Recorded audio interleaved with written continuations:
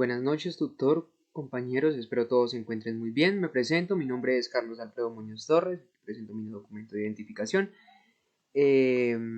Para las descripciones de las técnicas cromatográficas líquida y de gases, la presento Carlos Alfredo Muñoz Torres, código 1-118-867-354. Iniciamos hablando de la descripción de las técnicas cromatográficas líquida y de gases en específico. Entonces vamos a hablar de las plataformas cromatográficas como nuevas vías para el progreso científico y la sostenibilidad. Nos hablan de que los avances tecnológicos, además de permitir que la calidad de vida de las personas y recursos económicos, tanto en aspectos también sociales, hayan mejorado, la tecnología cromatográfica nos permite un desarrollo global más sustentable para todas las personas. Aquí podemos observar una imagen donde se habla de la cromatografía, que es la diferencia y la separación de solutos, de solventes y por medio de colores.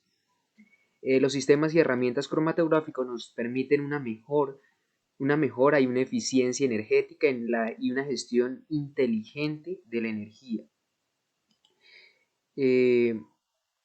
Avanzamos un poco y entonces hablamos de la historia y la evolución de la cromatografía. Hablamos de que en 1910 el botánico ruso Sweet describió por primera vez esta técnica y la nombró cromatografía, dándole el nombre de cromatografía en referencia a las bandas coloreadas que él mismo trabajaba de pigmentos que se separaban por su absorción selectiva por columnas en yeso. También podemos entender que la cromatografía comprende un conjunto de técnicas que tienen como finalidad la separación de mezclas basándose en la diferencia de capacidad, también la interacción de cada componente entre otras sustancias. Los principios cromatográficos y de cromatografía. Bueno, como principio fundamental tenemos que la cromatografía es la separación de dos o más compuestos con propiedades físicas diferentes que permiten repartirse entre sí claramente en dos fases, una que se trabaja y es estacionaria y una que se trabaja y se denomina fase móvil. Los principales logros cromatográficos que se han podido obtener es la comprensión del conjunto de técnicas que tienen como finalidad la separación de dos o más mezclas, basándose en diferentes capacidades de interacción de cada componente en otras sustancias. Aquí tenemos diferentes componentes, diferentes sustancias, diferentes colores y desde luego diferentes tipos de separación a partir de cada sustancia. La contribución de la cromatografía a la ciencia del progreso. Bueno, tenemos claro que la cromatografía ha aportado mucho al progreso de la humanidad. Entre esos también tenemos un ejemplo muy claro que es en la sangre, en los análisis de sangre que se hacen por medio de hospitales, clínicas. La cromatografía nos puede mostrar cómo se identifican las sustancias contenidas en ellas en este mismo tipo de sangre por milímetro. Puede ser si la persona ha consumido alcohol, consume drogas o incluso puede identificar sustancias de las pruebas de dopaje o de doping para los competidores de alto rendimiento. El papel de la cromatografía para responder los desafíos de la sostenibilidad actual en la industria agroalimentaria.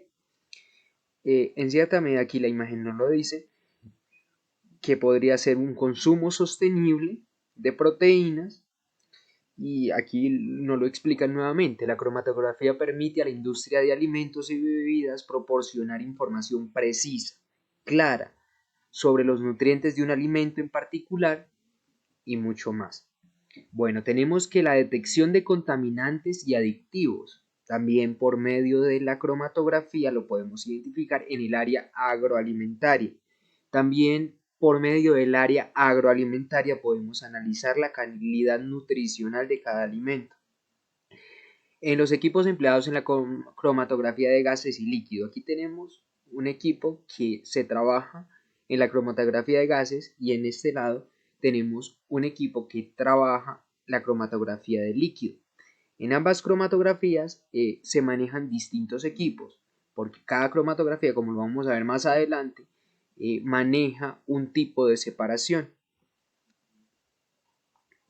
Eh, Aquí la cromatografía líquida es una técnica utilizada para separar componentes de una mezcla, dos o más, y consta de una fase estacionaria no polar que va en columna y una fase móvil, la cual está estacionada en gel. La parte de abajo de las imágenes, como lo pueden ver, se puede constatar que es la fase móvil, que actúa como portador de muestras. Además, la muestra se introduce en una solución en la fase móvil y los componentes de la solución migran del compuesto y de la columna. Y estas interacciones químicas determinan el contenido de la muestra del material o de la separación. Aquí podemos ver cómo empieza el proceso de separación de las mismas mezclas. La fase líquida y sus características. Bueno, la fase estacionaria es no polar porque va en columna. Fase móvil por medio de un líquido. Se emplea para separar muestras complejas. Tiene la aplicabilidad en la bioquímica, especialmente en las pruebas de aminoácidos, proteínas, lípidos, carbohidratos, en productos alimenticios, en colorantes artificiales, en adictivos reconocimientos y en antioxidantes y aflatoxinas. Los detectores empleados en las características de la fase líquida es el detector de absorción UV visible, detector de dispersión de luz, detector acoplado o espectrómetro de masas, detector de índice o de refracción y detector de conductividad.